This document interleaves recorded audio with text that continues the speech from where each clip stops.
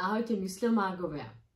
Volám sa Viktória Moser, rodená Semaníková a pochádzam z malého mestečka, z toho istého ako vy, Sabinov, kde som sa narodila. Od detstva som vždy inklinovala k písaniu, kresleniu a dokonca moje prvé spisovateľské pokusy tvorili básne, ktoré som písala ako 8-ročná do autorskej a recitatorskej súťaže SARM. V Sabinove som navštevovala základnú školu na ulici 17. novembra. V Banskej Bystrici som zmaturovala na vtedajšom 8-ročnom športovom gymnáziu. No a štúdium na vysokej škole som ukončila magisterským a doktorským titulom v odbore žurnalistika na Filozofickej fakulte Univerzity Konštantína Filozofa v Nitre. Momentálne pracujem ako marketingová manažérka v spoločnosti zameranej na affiliate marketing. Šport bol vždy neoddeliteľnou súčasťou môjho života, avšak kreatívna duša, alebo moja kreatívna stránka bola viac menej vždy odstavená na vedľajšiu koľaj. No a po ukončení športovej kariéry som sa rozhodla vrátiť k tomu, čo ma vždy tak tajne lákalo a naplňalo. A tým bolo písanie a kreslenie. Milujem knihy a vybudovala som si k ním vzťah už od detstva. Dodnes si pamätám na chvíle, kedy ma moja babka vzala do sabinovského knihkupectva a každé narodeniny mi darovala knihu a s ňou aj samotný príbeh. Zaľúbila som sa do fantasy literatúry, ktorá mi dodnes pomáha na chvíľu odísť do iných svetov. A tak som sa rozhodla aj ja vytvoriť magický svet, v ktorom je možné vďaka sile mysle všetko.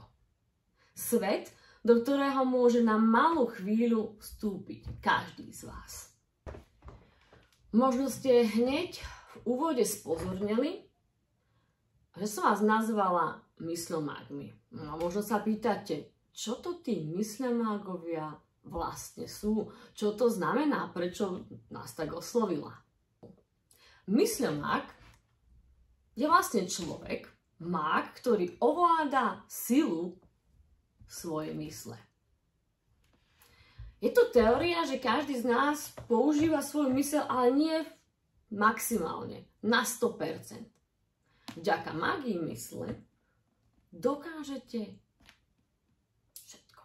Hlavnou hrdinkou prvého dielu Mysľomágov je Eli Seedová, ktorá ešte donedávna býva so svojou tetou Pyrou a o tajomstvách mysľomágov nemala ani len tušenia. Dvere do sveta, v ktorom vládne sila mysle, sa jej otvoria príchodom na inzulu Nebulu, kam sa dostane so svojou najlepšou kamarátkou Olwen v rámci štúdijného pobytu. Vďaka Konsuázorovi, svojmu školiteľovi, sa Alice pokúsi objaviť svoju skrytú mysľomagickú schopnosť. Odhalí spolu so svojimi priateľmi tajomstvo prívesku, ktorý jej zanechala jej mama. Zistí, čo znamenajú jej nočné mory s čiernym démonom, kým v skutočnosti je a kto stojí za zrodením temnoty vo svite mysľomágov.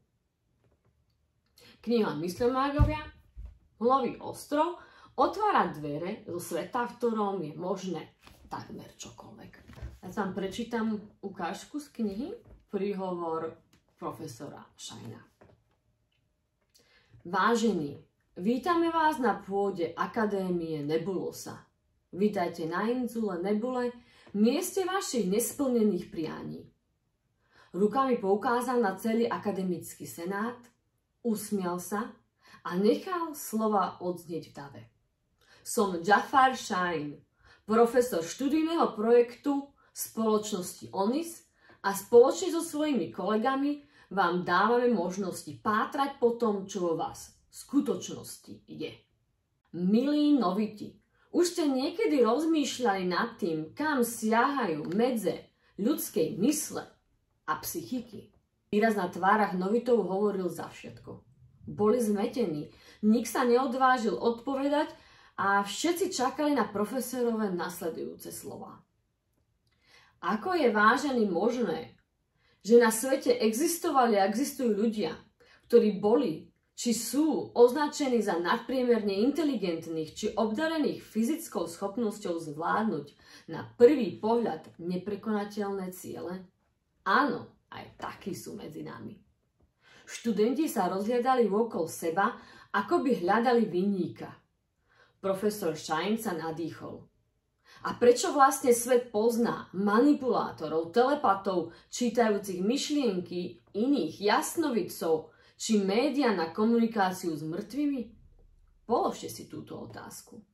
Lebo viem, že každý z vás sa niečím takým už v bežnom živote určite stretol. Tu si môžeme prelistovať knihou Myslomagovia Hmlový ostrov. Úvod, venovanie, predslov.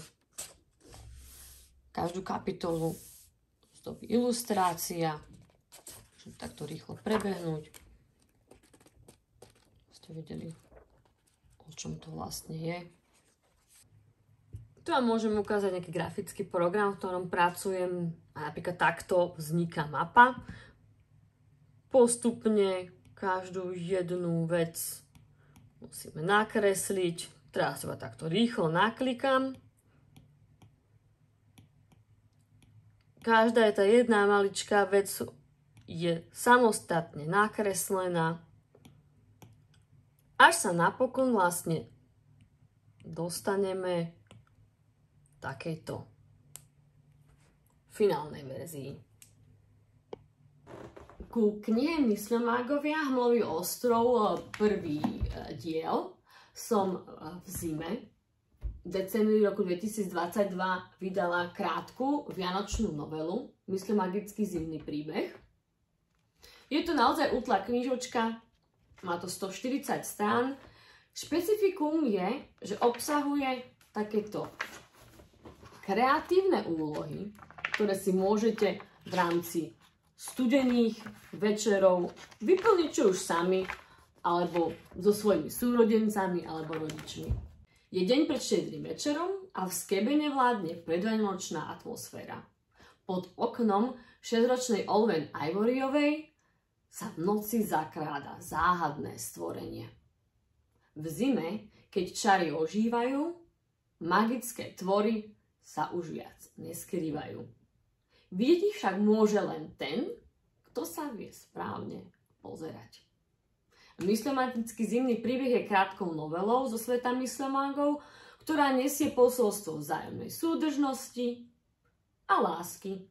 A kniha obsahuje tieto interaktívne úlohy, ktoré som vlastne už spomenula a môžete si s nimi skrátiť zimný čas. Tu vám ukážem ilustrácie ku knihe Zimný príbeh. Každá jedna maličká ilustrácia, vlastne samostatný takýto súbor. V čase, keď natáčam toto video, som práve odoslala do tlačiarne Myslomágov 2. Volá sa to Myslomágovia Nočná mora, kde sa príbeh Alice, Olwen a ich priateľov presunie na Onis. Ale nebudem viac prezrádzať.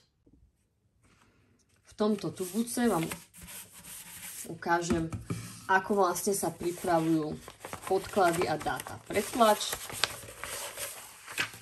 Toto je vlastne návrh obálky Myslomágovia Nočná mora. Tuto vám môžem ukázať niektoré veci, ktoré som vlastne tiež sama nakreslila a navrhla, ako boli pohľadnica k zimnému príbehu. Tuto je vlastne pohľadnica k Hmlovému ostrovu. Potom je tu séria nálepiek, ktoré môžete tiež tuto vidieť. Každý môj čitateľ dostane záložku. Tuto sú vlastne farbičky k zimnému príbehu a takýto zápisník magických myšlienok. Toto je moja skromná pracovnička, kde vznikajú kreatívne nápady. Alebo aj nie.